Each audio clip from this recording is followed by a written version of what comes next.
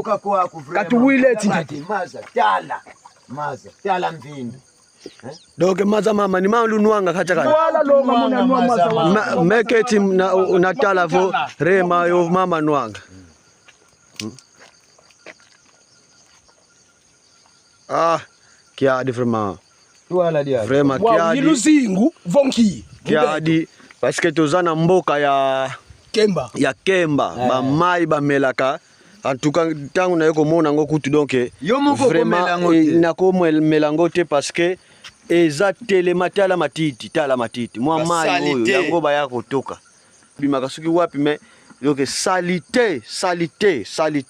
Alors bo panza vidéo oyo e comme la bakonzi na mboka Kemba na groupement Ngombe. Na groupement Ngombe na secteur de Bamboma. Donc presque territoire de Songololo. Botala mai vraiment.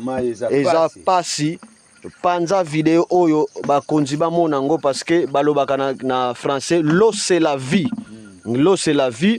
Alors tokomi awa tant que journaliste ya Nkangu émission Luwabi Dilo Biankangu 6 cylindres.